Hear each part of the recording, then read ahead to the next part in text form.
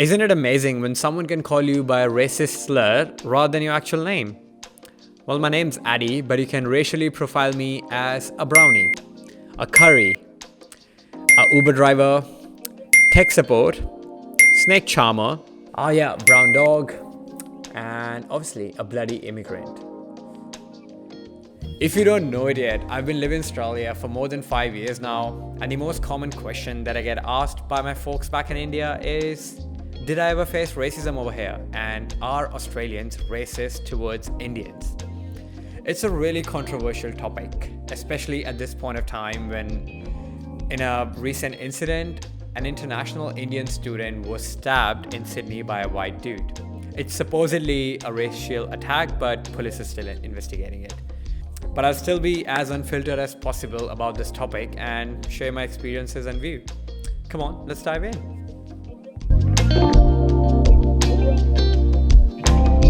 Now, racism can be described as when a group of people believe that they have some qualities, traits, or beliefs that make them superior over another group of people. Of course, I googled it.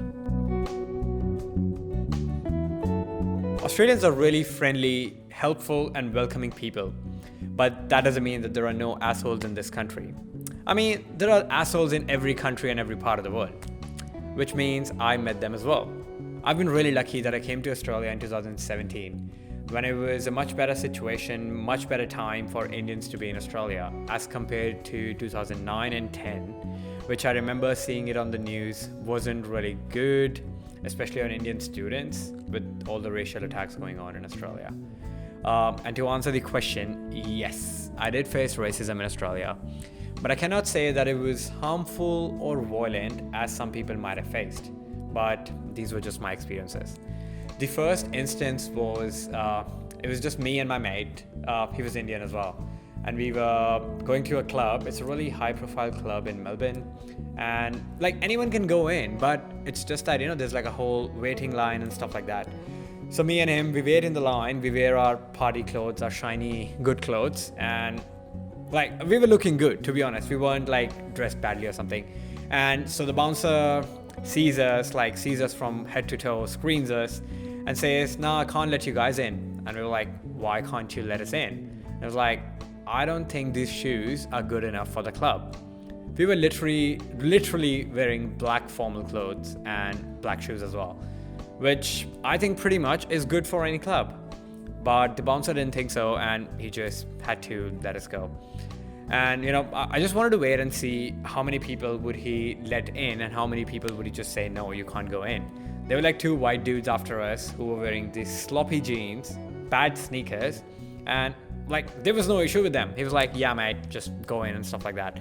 And I just went back to the bouncer and I was like, "You let them in, but you didn't let us in. We're like properly dressed. Since it's a good club, we're like properly dressed in suits. We're wearing like good shoes right now. Why wouldn't you let us in?" And I remember him saying really honestly, he was like, "You don't belong here." That was my first instance. It happened in my first 3 months when I was in Australia, and yeah, it wasn't a good feeling. The second instance was when people would just keep calling me curry and brownie back in university.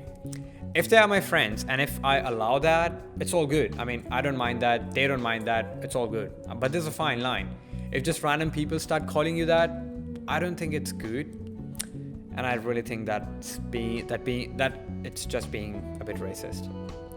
Third instance, which has been pretty recent, I think that happened this year only.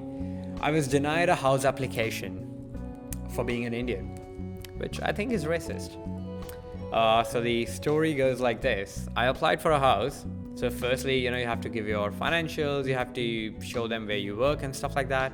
And the owner was pretty good. I mean, he didn't see me, but we just exchanged emails through agency and he was all good. And the final thing comes in with the contract that you have to write your ethnicity.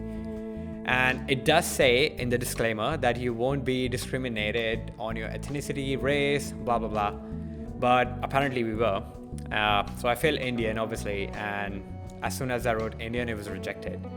And I got to know that from the real estate agent that the owner, being a white dude in his 60s, he did not want any Indian to be residing in his property. I don't know what his problem was. He didn't like Indians. He might have had a bad experience, or he's just like that. I mean, but for me, it was a really shitty feeling. I had to find a house really quickly, otherwise I would have been homeless because I was depending on that house since the owner was all good until he knew my ethnicity. These were some of the racism experiences that I faced in Australia.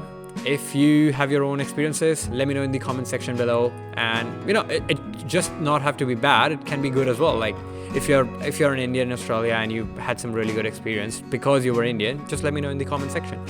And if you're facing any issues and if you want to talk about it, just send me an email or send me a comment section. I'm happy to connect with you and talk to you about it. But at the end, I just want to say Australia is a really safe place, especially Melbourne. It's one of the most livable city in the world, and you just can't go wrong with Melbourne. But obviously, there would be some assholes who would be trying to demean you, who would think that they're superior or stuff like that. But that happens literally everywhere. It's not just Australia. And because we're talking about Australia, that's why I had to make this video.